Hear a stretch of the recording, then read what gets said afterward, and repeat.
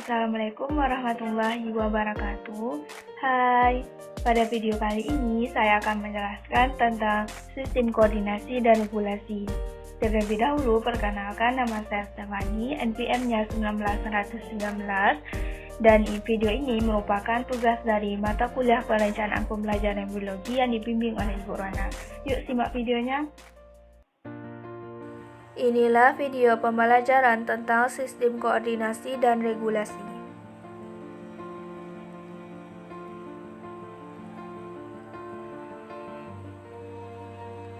Terlebih dahulu kita cari tahu mengenai tujuan pembelajaran.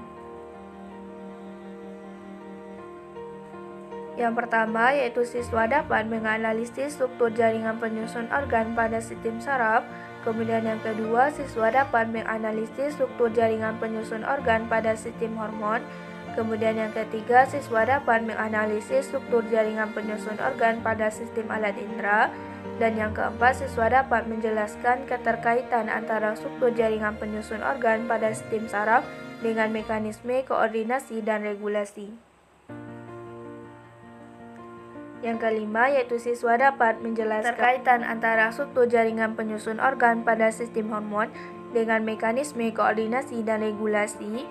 Kemudian yang keenam, siswa dapat menjelaskan keterkaitan antara struktur jaringan penyusun organ pada sistem alat indera dengan mekanisme koordinasi dan regulasi.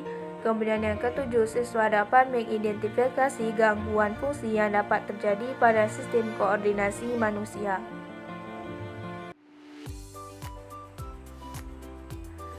Yang pertama yaitu sistem saraf.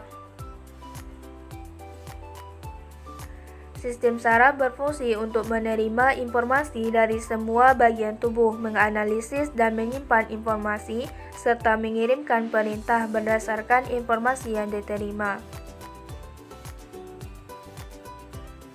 Apakah Ananda ada yang tahu struktur saraf apa saja?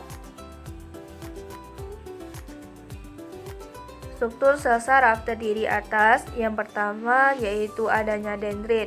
Dendrit berfungsi untuk penerima rangsangan. Kemudian ada badan sel untuk menerima impuls dari dendrit dan meneruskannya ke akson atau neurit. Sedangkan nukleus itu berfungsi untuk mengatur kegiatan sel saraf atau neuron. Kemudian neurit atau akson itu berfungsi untuk meneruskan rangsangan ke kelenjar otot atau sel saraf lainnya. Kemudian ada nodus Ranvier, itu berfungsi untuk mempercepat impuls saraf ke otak atau sebaliknya.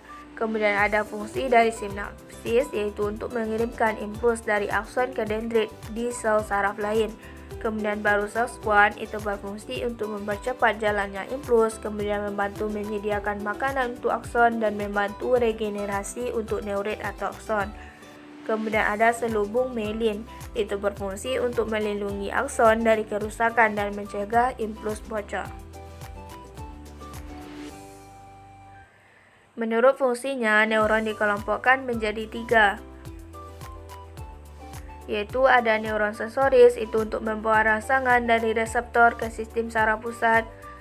Kemudian ada neuron intermediate, itu menghubungkan neuron sensoris dengan neuron motoris. Kemudian ada neuron motoris, itu untuk membawa atau meneruskan rangsangan dari sistem saraf pusat, yaitu otak dan sumsum tulang belakang. Kemudian sistem saraf terbagi dua, ada sistem saraf pusat dan sistem saraf tepi. Sistem saraf pusat terdiri atas sumsum tulang belakang dan otak. Otak sendiri itu berfungsi untuk menerima rangsangan sensoris, kemudian untuk memproses dan mengatur tanggapan terhadap rangsangan, kemudian penalaran, pengetahuan, dan daya ingat. Kemudian otak terdiri atas 3 bagian. Yang pertama ada otak depan, itu berkaitan dengan kepandaian dan daya ingat. Terbagi dua, ada otak besar dan talamus. Kemudian ada otak tengah, itu berkaitan dengan pusat pendengaran. Dan ketiga adalah otak belakang, itu mengatur keseimbangan serta posisi dari tubuh. Ada otak kecil dan sumsum lanjutan. Saraf tepi itu terbagi menjadi 2 berdasarkan cara kerjanya. Ada yang pertama yaitu saraf sadar atau saraf somatis. menyampaikan rangsangan dari pusat menuju reseptor, yaitu pusat motoris pada cerebrum. Kemudian ada saraf tidak sadar atau saraf otonom. Itu tidak menyampaikan rangsangan ke otak namun dapat mengontrol kegiatan. Saraf otonom itu terbagi menjadi dua berdasarkan cara kerjanya juga. Yang pertama itu saraf simpatis, kemudian merangsang kerja organ. Kemudian baru yang kedua saraf parasimpatis, menghambat kerja organ. Pernahkah Anda tertusuk duri? Lalu bagaimana reaksimu saat terkena duri tersebut? Apakah kamu berteriak "au" atau melonjak kaget? Ternyata respon tersebut merupakan gerak refleks. Kemudian apa sih itu gerak refleks? Gerak refleks merupakan gerak spontan yang tidak melibatkan kerja otak. Gerak tersebut juga dilakukan tanpa kesadaran. Hal ini terjadi untuk mengatasi kejadian secara tiba-tiba, seperti tertusuk duri tadi. Lalu bagaimana sih mekanisme dari gerak refleks tersebut? Yuk kita cari tahu. Yang pertama yaitu rangsangan. Rangsangan ini dapat berupa adanya tusukan duri pada kulit yang dijadikan sebagai stimulusnya. Kemudian, rangsangan ini pergi ke neuron sensoris yang dijadikan sebagai sinyal listrik. Kemudian pergi ke sumsum tulang belakang, kemudian pergi ke neuron motoris. Sinyal respon dari saraf penghubung dibawa oleh saraf motorik menuju ke efektor organ. Akibatnya otot bisep atau organ efektor tadi berkontraksi atau menjauhkan tangan dari sumber panas. Selanjutnya yaitu kelainan. Ada transeksi, itu kerusakan segmen tulang belakang. Kemudian ada Parkinson, itu berkurangnya cairan neurotransmitter dopamin pada basal ganglia atau nukleus otak besar. Kemudian yang ketiga ada neuritis, itu peradang pada saraf. Kemudian baru yang keempat ada stroke, matinya sel-sel otak akibat terganggunya aliran darah dari otak akibat hipertensi. Nah, dari video tadi dapat kita simpulkan bahwa sistem saraf merupakan sistem koordinasi atau pengaturan tubuh, baik berupa adanya penghantaran impuls saraf ke susunan saraf pusat, kemudian adanya pemrosesan dari impuls saraf, kemudian adanya pemberian tanggapan terhadap suatu rangsangan. Sistem saraf sendiri terbagi menjadi dua, ada sistem saraf sadar dan sistem saraf tidak sadar. Sistem saraf ini bertolak belakang, di mana jika kita lihat sistem saraf sadar itu berkaitan dengan semua aktivitas tubuh yang kita sadari, seperti ketika kita berbicara, membaca, menulis, dan sebagainya. Sedangkan sistem saraf tidak sadar itu berkaitan dengan semua aktivitas tubuh yang tidak kita sadari, seperti ketika kita tertusuk duri, seperti contoh tadi. Selanjutnya yaitu sistem hormon. Sistem hormon adalah satu perangkat tubuh yang terdiri atas berbagai jenis hormon. Sedangkan hormon sendiri itu merupakan zat kimia yang diproduksi oleh kelenjar-kelenjar yang tergabung ke dalam sistem endokrin. Apakah Ananda ada yang tahu apa saja mekanisme dari sistem hormon? Yuk kita cari tahu melalui video ini. Di dalam tubuh, setiap hormon akan terikat melalui reseptor spesifiknya atau reseptor yang cocok dengan hormon tersebut. Beberapa reseptor lokasinya berada di dalam sel, tetapi untuk memudahkan pemahaman kita gambarkan reseptor berada di permukaan sel. Reseptor inilah yang berperan sebagai bagian yang akan menerima sinyal. Meskipun hormon bisa menjangkau semua sel yang ada di dalam tubuh, tetapi hanya beberapa sel saja yang memiliki reseptor untuk berikatan dengan hormon. Lalu bagaimana mekanismenya? Kebanyakan hormon akan didistribusikan melalui cairan darah melalui sel target. Sel target yang memiliki reseptor yang cocok untuk hormon akan berkombinasi atau berikatan dengan hormon tersebut. Seperti halnya kunci cocok dengan gemboknya. Jadi hormon akan mengeluarkan responnya hanya pada sel target yang spesifik atau pada sel yang memiliki reseptor yang cocok. Sedangkan sel yang tidak memiliki reseptor yang cocok untuk hormon tersebut tidak akan terpengaruh. Nah, sel yang tidak akan terpengaruh inilah disebut dengan sel non-target. Baiklah, yang selanjutnya yaitu sistem hormon pada manusia. Terbagi menjadi dua, ada kelenjar endokrin dan kelenjar eksokrin. Dapat dilihat pada gambar. Macam-macam kelenjar endokrin ada terbagi 5. Yang pertama ada kelenjar hipofisis, kemudian kedua ada kelenjar tiroid, kemudian yang ketiga ada kelenjar pankreas, yang keempat ada kelenjar adrenal, dan yang kelima ada kelenjar kelamin. Yang pertama kelenjar hipofisis, kelenjar yang mengatur segala fungsi dari kelenjar lainnya yang ada di dalam tubuh. Kelenjar ini terletak di dasar otak dekat dengan hipotalamus. Yang kedua yaitu kelenjar tiroid. Kelenjar yang dapat ditemukan di bagian bawah leher dan sedikit di bawah laring. Kelenjar ini berfungsi untuk mengatur kecepatan tubuh membakar energi, membuat protein, dan mengatur sensitivitas tubuh terhadap hormon lainnya. Yang ketiga yaitu kelenjar pankreas. Pankreas sendiri merupakan salah satu organ di dalam sistem pencernaan manusia. Secara umum, pankreas berfungsi untuk memproduksi hormon seperti hormon insulin dan glukagen, serta enzim untuk menghancurkan makanan di dalam perut. Yang keempat yaitu kelenjar adrenal.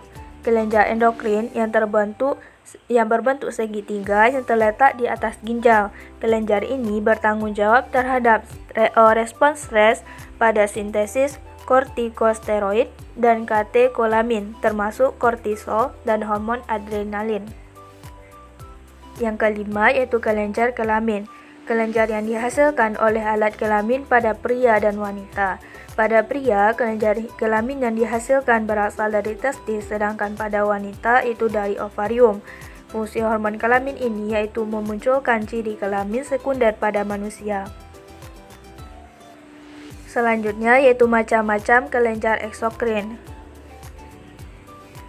Yang pertama yaitu kelenjar ludah, yang kedua kelenjar pankreas, yang ketiga kelenjar keringat, yang keempat kelenjar minyak atau sebaceus, yang kelima kelenjar lakrimal. Yang pertama kelenjar ludah. Kelenjar ludah itu berfungsi untuk menghasilkan air liur, membantu melembabkan mulut dan melindungi gigi dari pembusukan.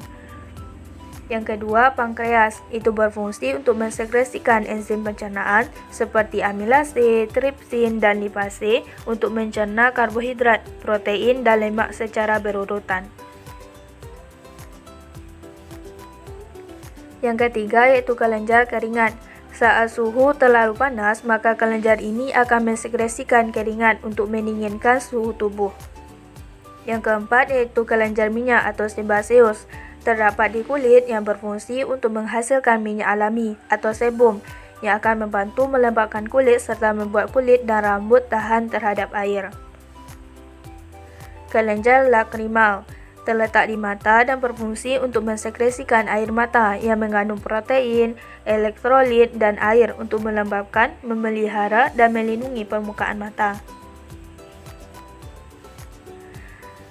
Kemudian apa saja faktor yang mempengaruhi sekresi hormon? Yang pertama yaitu faktor saraf. Bagian medula kelenjar suprarenal mendapat pelayanan dari saraf otonom. Oleh karena itu, sekresinya diatur oleh saraf otonom. Yang kedua yaitu faktor kimia. Susunan bahan kimia atau hormon lain dalam aliran darah mempengaruhi sekresi hormon tertentu. Contohnya yaitu sekresi insulin yang dipengaruhi oleh jumlah glukosa di dalam darah.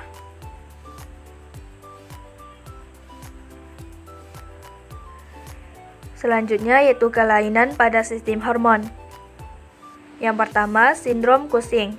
Kelenjar pituitari terlalu aktif sehingga banyak menghasilkan hormon kortisol. Yang kedua, yaitu penyakit Addison.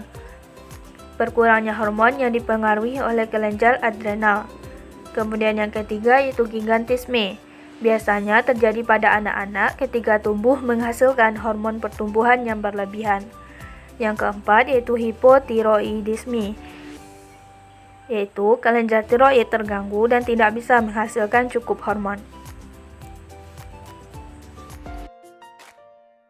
Jadi dari video tadi dapat kita simpulkan bahwa hormon berasal dari kata homain yang berarti merangsang atau memicu. Namun hormon sendiri dibutuhkan oleh tubuh dalam jumlah yang sedikit. Tetapi jika berlebih atau berkurang, tentu saja akan menimbulkan penyakit seperti yang kita bahas tadi. Dengan adanya hormon di dalam tubuh, maka organ tubuh akan berfungsi dengan lebih baik. Selanjutnya yaitu sistem alat indera. Sistem alat indera adalah bagian yang berfungsi untuk proses informasi indera. Di dalam sistem indera terdapat reseptor indera, jalur saraf, dan bagian dari otak yang ikut serta dalam tanggapan terhadap rangsangan. Sistem alat indera dibagi menjadi 5, yaitu yang pertama ada penglihatan oleh mata, kemudian yang kedua pendengaran oleh telinga, yang ketiga ada penciuman oleh hidung, kemudian perasa oleh lidah, dan peraba oleh kulit. Yang pertama yaitu indera penglihatan oleh mata.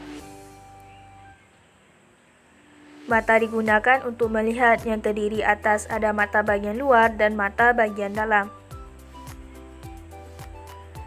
Mata bagian luar terdiri atas ada 4 elemen. Yang pertama yaitu alis mata, itu berfungsi untuk melindungi mata dari keringat. Kemudian yang kedua ada kelopak mata dan bulu mata, itu berfungsi untuk melindungi mata dari benda-benda asing. Kemudian ada kelenjar air mata, itu berfungsi untuk menghasilkan air mata. Selanjutnya mata bagian dalam, terdiri atas 5 bagian. Yang pertama ada sklera, itu berfungsi untuk mempertahankan mata agar tetap lembab. Kemudian ada kornea, itu berfungsi untuk memfokuskan cahaya yang masuk ke dalam mata. Kemudian yang ketiga ada koroid, itu berfungsi sebagai penyuplai makanan ke lapisan retina mata. Kemudian ada iris, itu berperan mengatur banyak sedikitnya cahaya yang masuk ke dalam bola mata. Kemudian selanjutnya ada lensa mata, itu berfungsi untuk memfokuskan dan meneruskan cahaya yang masuk ke mata agar jatuh tepat di retina. Kemudian retina sendiri itu berfungsi untuk tempat terbentuknya bayangan pada benda. Kemudian selanjutnya ada saraf mata, itu berfungsi untuk meneruskan rangsangan cahaya ke susunan saraf pusat di otak.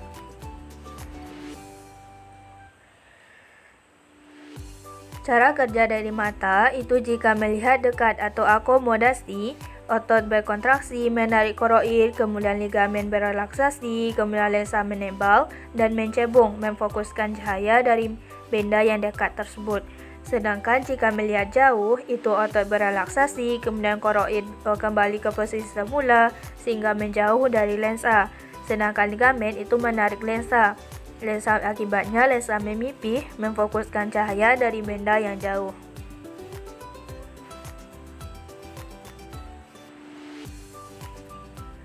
Yang kedua yaitu indera pendengaran, telinga.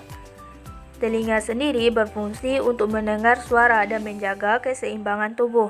Telinga terdiri atas ada 3 bagian, yaitu bagian yang pertama telinga luar, telinga tengah, dan dalam.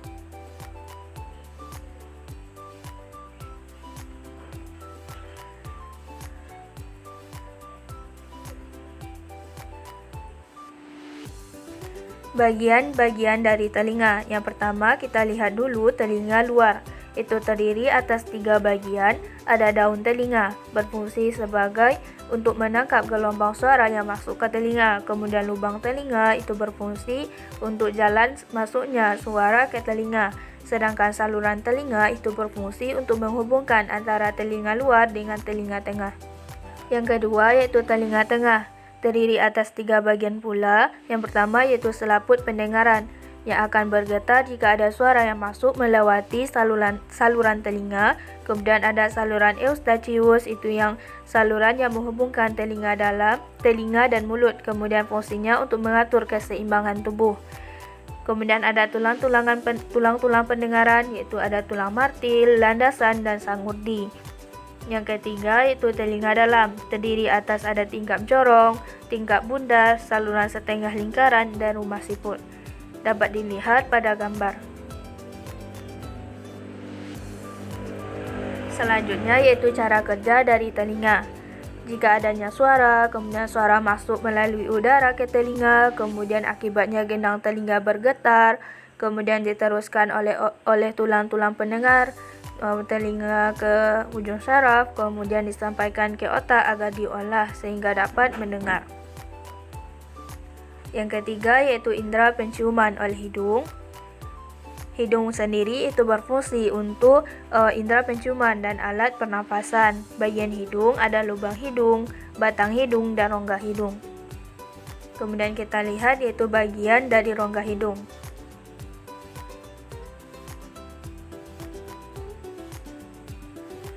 Rongga hidung terdiri atas rambut hidung yang berfungsi untuk menyaring udara yang dihirup, kemudian ada lapisan lendir, itu berfungsi sebagai pelembab. Cara kerja dari hidung. Zat yang berbau dapat tercium oleh hidung jika telah sampai ke rongga hidung, kemudian ujung-ujung syaraf penciuman terangsang dan disampaikan ke otak sehingga kita dapat mencium bau.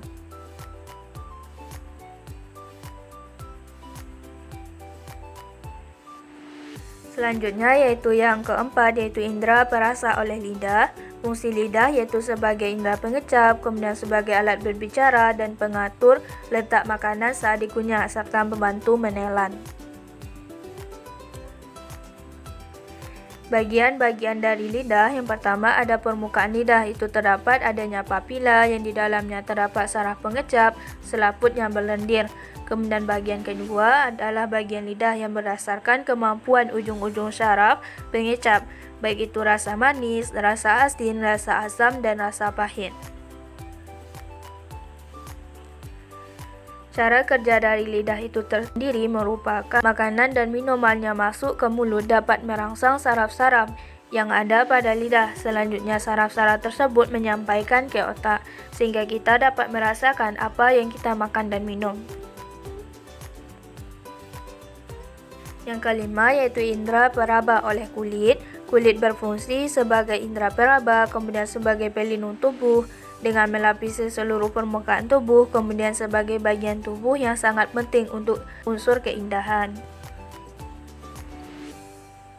Bagian-bagian kulit yaitu ada bagian luar dan bagian dalam. Bagian luar atau epidermis terdiri atas yang pertama ada kulit ari. Kulit ari berfungsi untuk mencegah masuknya bakteri dan tempat penguapan air dari dalam tubuh. Yang kedua adalah lapisan Malpighi.